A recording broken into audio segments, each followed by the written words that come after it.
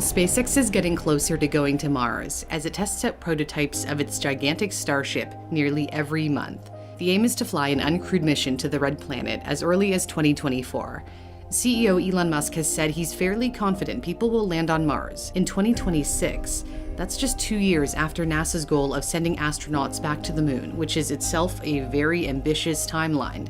If and when Starship takes off with travelers aboard, it won't just be a trip for those with money, but those with guts. It's dangerous, it's uncomfortable. Going to Mars reads like that ad for Shackleton going to the Antarctic. That's a reference to the famed Anglo-Irish explorer Ernest Shackleton, who was said to have put out this ad in a newspaper to recruit brave souls to brave the bitter Antarctic cold. Just as the conditions of Antarctica are difficult and dangerous, the Martian environment won't exactly be hospitable. Honestly, a bunch of people probably will die in the beginning. It's tough sledding over there. He believes the tough sledding is worth trying to colonize Mars, in case he says anything were to happen to Earth. Before we talk about the challenges of living on Mars, it will be tough just to get there. 25 out of the 49 robotic missions to Mars have failed to get to the fourth planet from the sun. The journey will take 6 months or longer. The optimal time to go is when the distance between the Earth and Mars is shortest. That's once every 2 years or so. Even then, it's still going to be a 34-mile or 55 million kilometer trek. The traveling distance will actually be even greater because it can't be done in a straight line, so the trajectory will be similar to a quarterback throwing a football. They don't throw the ball to where the receiver is at any given moment, but where the teammate will be in the future as they continue to run down the field. Course corrections will be necessary. If it isn't done with precision, the spacecraft could get lost in space or crash when it reaches its destination. It has happened already. In 1998, a software issue sent NASA's Mars Climate Orbiter too close to the Red Planet, and it was either destroyed in the atmosphere or got lost orbiting the sun.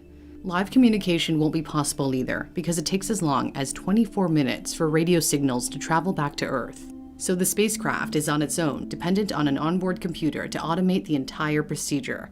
Those minutes will feel like hours. And once it prepares to land, the vehicle, this one simulating Starship, will perform a complex landing maneuver. If getting safely to Mars is going to be difficult, living there will be an even greater challenge.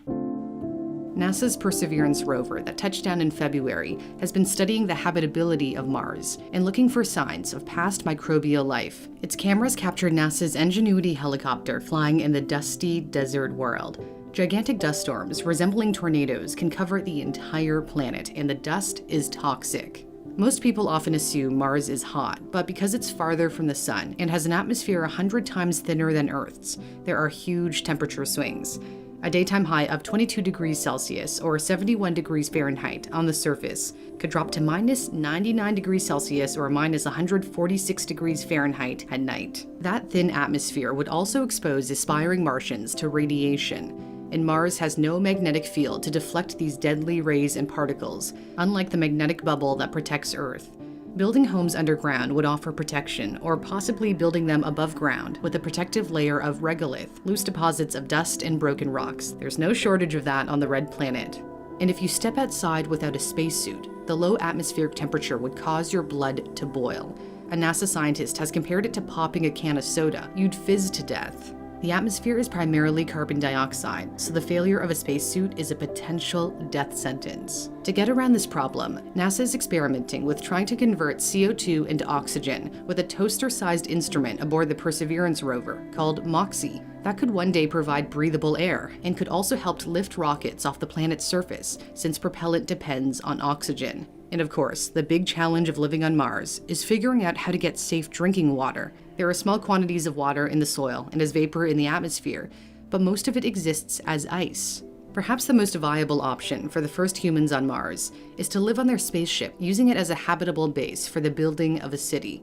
There's been talk of terraforming Mars, engineering it to make it more Earth-like by creating enough oxygen so that humans can breathe. However, that's a long way off from the near-term goal of first-time travelers, which is simply to survive the